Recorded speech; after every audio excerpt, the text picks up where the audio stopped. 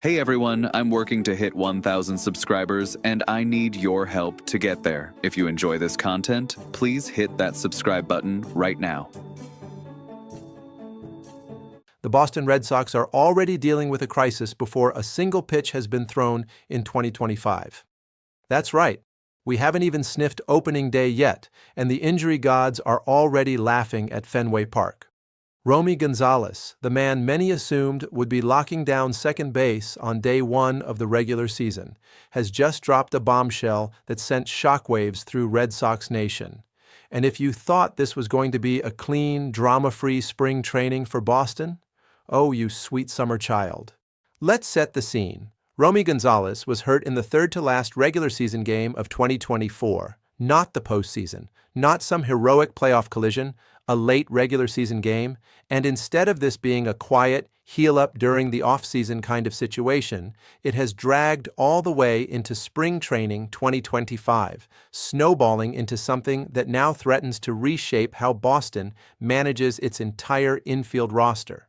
Gonzalez has been shut down from baseball activities, can only play catch, while the Red Sox wait and hope that a PRP injection in his shoulder starts working some kind of medical magic. That's the situation. That's what we're working with right now. And then Romy himself stepped in front of the media microphones and delivered the quote that made every Red Sox fan spill their morning coffee. When asked directly if he would be ready for opening day, Gonzalez said, and take a breath here, "Honestly, I don't think so at this point. I think the ramp-up would be a little too quick, and it'd be a disservice, I feel like, to myself and the team if I'm not ready to roll and have a good build-up." Now, credit where credit is due. That is a mature, self-aware quote from a young player putting team first. But let's be absolutely clear about what this means for the Boston Red Sox. Their presumed opening day second baseman is not going to be on that field when the season kicks off, and now the franchise is scrambling to figure out who fills that hole. Here's the thing about this situation that makes it so maddening and so fascinating from a roster construction standpoint. This wasn't supposed to be complicated. The plan coming into this offseason felt pretty clear. Romy Gonzalez would start at second base. Manager Alex Cora himself acknowledged second base as Romy's best position. Marcelo Mayer, the crown jewel of Boston's farm system, would be on the roster in a backup or developing capacity, getting his feet wet at the big league level while learning behind an established player. It was a nice, neat, tidy little plan, and now it is absolutely anything but neat and tidy. What makes this injury even more unnerving is the uncertainty about its severity and timeline. There are essentially three scenarios playing out here, and none of them are guaranteed. The best-case scenario, the one Red Sox fans everywhere need to cling to right now, is that the PRP injection does what it's supposed to do. The shoulder responds. Romy starts feeling like himself again. The medical staff gives him a thumbs up, and he's back on the field maybe 2 to 4 weeks into the regular season. That's survivable. Boston's roster has enough flexibility to weather a short storm. The second scenario is uglier. Romy misses closer to 3 months. We don't see him until June, and by then, the Red Sox have had to piece things together in ways they didn't plan for, potentially costing them wins and momentum in a competitive AL East. And then there's the nightmare scenario, the one nobody wants to say out loud, but the one that has to be acknowledged. This becomes a Cutter-Crawford situation. You know what that means. The he's almost back carousel, the repeated trips to the injured list, the false dawns and disappointing setbacks, the guy who was supposed to be a key contributor becoming a symbol of what might have been. That is a real legitimate possibility with Romy Gonzalez right now, and it cannot be ignored. So the question that everyone in Red Sox Nation is now asking, loudly, passionately, and with no shortage of hot takes, is this: who steps up and plays second base on opening day? And the answer is far more complicated and far more interesting than you might expect. Let's start with the obvious name, Marcelo Mayer. He's the guy, the prospect everyone has been salivating over for years. The shortstop-turned-infield weapon who, on paper, represents everything the Red Sox want their future to look like. But here's the uncomfortable truth about Marcelo Mayer right now. He hasn't been seen on a spring training field yet, not once. And when Alex Cora was asked about whether Mayer was guaranteed a spot on the opening day roster, the manager did not give a rousing endorsement. That silence, that lack of a ringing declaration, is its own kind of statement. Add to that the well-documented struggle Mayer has against left-handed pitching, and you have a player with enormous upside who comes with real, present-tense questions attached. Now, look, Mayer was good in spring training last year, really good actually. And then he got rushed to the majors ahead of even Roman Anthony because of the Alex Bregman injury situation, which was hardly a fair circumstance for a kid still finding his footing. His advanced metrics from those big league games weren't pretty. Walk rate, whiff rate, chase rate, the whole contact and discipline profile. It told the story of a player who wasn't quite ready. And that's fine. He was 22 or 23 years old being thrown into the fire. But it does mean that dropping him into an everyday second base role on opening day, under a microscope, in what could be a pivotal season for the franchise, carries real risk. The best thing you can do for Marcelo Mayer long-term might actually be to let him play every single day, consequences be damned, and let him work through the growing pains in real game situations. Whether the Red Sox have the patience and the nerve to do that is another matter entirely. But here is where things get genuinely exciting, and if you haven't been paying attention to this name, you need to start right now. Andruw Monasterio. Say it with me. Andruw Monasterio. This man might just be the hidden gem of the entire Boston Red Sox offseason, and he's quietly building a case to be one of the most important pieces of this roster in 2025. Let's talk about what Monasterio has done already in spring training this year. 5 plate appearances, small sample, yes, absolutely, but 4 at-bats, a home run, an RBI, a walk, and a .500 batting average with a .600 on-base percentage. You can't judge a player on 5 plate appearances, but you can notice a trend. And the trend with Monasterio is that this guy flat-out hits in spring training. Go back to 2025 spring training stats. 41 plate appearances, 13 hits, 10 runs, 2 doubles, a .382 average, a .488 on-base percentage, and a slugging percentage north of .640. Those are not fluke numbers. That is a player who comes into spring training locked in and ready to compete.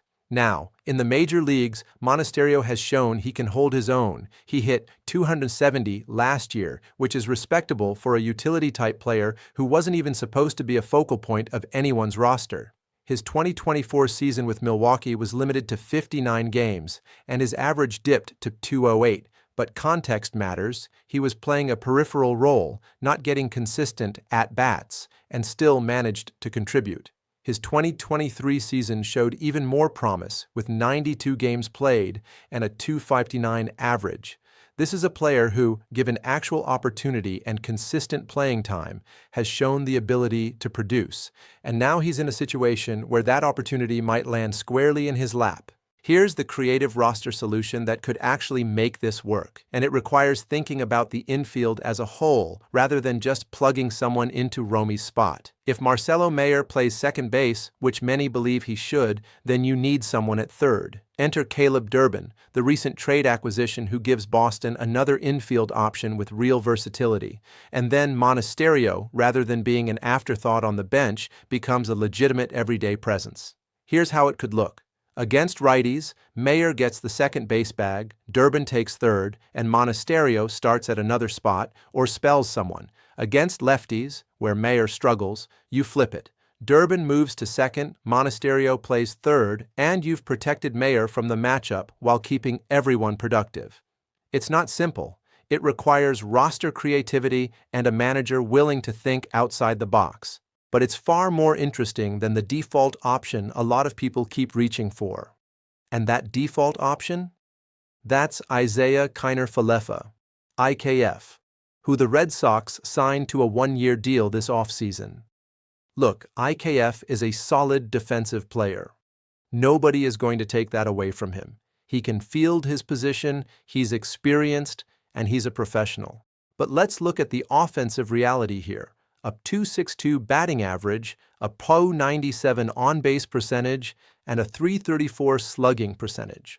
Those are not numbers that make a contending team's heart sing. He's 30 years old on a one-year contract, which means he's not part of the long-term picture, no matter how things play out. And here's what makes the IKF signing feel increasingly puzzling as spring training unfolds. If the Red Sox went out and made the trade for Caleb Durbin, if they already have Monasterio in the fold, and if Marcelo Mayer is waiting in the wings, what exactly is the purpose of Isaiah Kiner-Falefa beyond insurance? The most generous interpretation is that they signed him specifically as a safety net for exactly this Romy Gonzalez scenario. And fair enough, they may have seen this injury situation coming and wanted a reliable veteran backstop. But if IKF ends up being the de facto everyday second baseman because the Red Sox didn't have the nerve to play Mayer or Monasterio, that would be a genuinely frustrating outcome for a franchise that has positioned itself as being in a competitive window. There's a broader philosophical point here, too, that Red Sox fans have been wrestling with all offseason. The team passed on trading Marcelo Mayer to acquire Cedric Mullins in what would have been a move to secure a proven second baseman. They passed. They kept Mayer. And if they keep him and then don't actually play him, don't give him the regular reps to develop, don't commit to what he could become, then what was the point? You can't have it both ways. Either Marcelo Mayer is the future of your infield and you commit to finding out right now, or you acknowledge that the future is a little further away than you thought and you play the veteran option. But you cannot keep him, pass on trades that would have helped your team, and then bench him in favor of a 30-year-old on a one-year deal. That's a path to nowhere. The Romy Gonzalez injury situation, as frustrating as it is, has actually done the Red Sox a strange kind of favor. It has forced a decision that was always lurking beneath the surface of this roster. It has accelerated a conversation about who this team actually is and what they're building toward. Is this a team that rides veterans and plays it safe, or is this a team that leans into its young talent, accepts some growing pains, and emerges stronger on the other side? The answer to that question will define not just who plays second base on opening day 2025, but the direction of this franchise for the next several years. The optimist in every Red Sox fan wants to believe that Romy Gonzalez gets that PRP injection working, starts ramping up in a few weeks, and is back on the field by early May, ready to contribute and put this whole chapter behind him. And that might happen. Medical science does work sometimes, and PRP injections have saved plenty of careers and timelines. But the realist has to look at where we are right now. A player shut down from baseball activities in mid-February, no timeline for return, and a franchise scrambling to find answers, and acknowledge that Boston needs to be prepared for every scenario. The second base situation for the Boston Red Sox heading into 2025 is a legitimate crisis point, a genuine inflection moment, and one of the most fascinating storylines in baseball right now. Whether it's Marcelo Mayer seizing his moment, Andruw Monasterio emerging as the feel-good story of the spring, or some combination of both keeping the seat warm until Romy returns, this is going to be a situation worth watching every single day from now until the first pitch of the regular season and beyond. Red Sox Nation, the stage is set. The curtain is going up. And one thing is certain, second base at Fenway Park in 2025 is going to be one of the most closely watched, most debated, and most consequential positions in all of baseball. Don't look away for a second. Now here's what we want to know from you. Drop it in the comments right now. Who is your opening day second baseman? Is it Marcelo Mayer, who carries the highest ceiling and the most risk? Is it the Caleb Durbin and Andruw Monasterio combination that gives Boston the best of multiple worlds? Or do you side with the conventional wisdom crowd and say IKF gets the nod because experience matters when the lights come on? Make your voice heard. This is exactly the kind of conversation that makes being a Red Sox fan in spring training so electric. And if you want more coverage like this, breaking news, deep dives, roster analysis, and all the drama that comes with following this team, make sure you hit that subscribe button and ring that notification bell so you never miss a single update here on Red Sox Digest. Smash that like button if you want to see Boston figure this out the right way. Share it with every Sox fan in your life who needs to know what's happening right now. We will see you in the next one. Peace out.